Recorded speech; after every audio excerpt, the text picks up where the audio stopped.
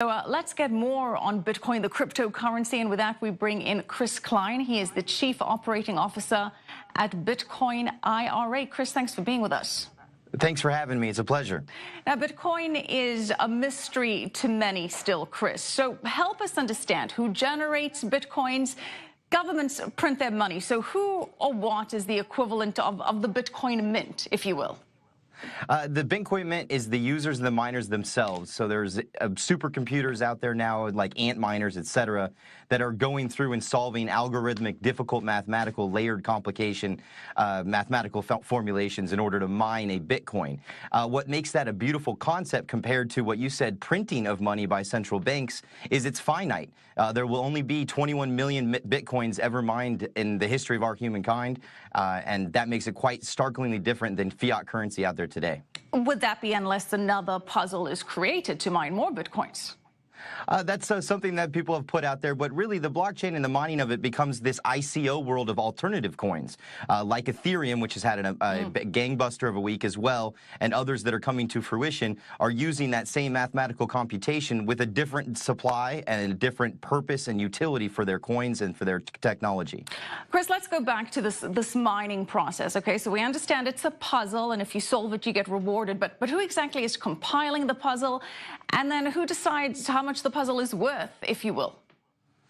Well, the users, again, drive the demand of the use of that. So at one point in time, just 7 years ago, somebody used a Bitcoin to buy a pizza. And today, as you said, it broke almost to 2,800 and then fell back 300 and is settled nicely, I think, when I left the office, around $2,400 today. And so that price is driven by the supply and demand of that particular product. The white paper from Satoshi Nakamoto and the process by which the miners go through using CPU and all of the cost of creating it. Remember, there's power to creating a computer that then solves mathematical solutions. And those solutions cost energy. So there's your hard cost right there of how hard and difficult and long does it take to solve the problem, generates the hard cost of it. Then you have the secondary market of buyers and sellers that are looking at this for speculative gain, or others are looking at it as a long-term hold, as a hedge against other currency issues in today's marketplace. So, Chris, I get that this is consensus-driven. We're all buying into it, therefore it's worth something. But the U.S. dollar, it's backed by the full faith and credit of the U.S. government. What is backing Bitcoin other than this consensus? Is there any intrinsic value here?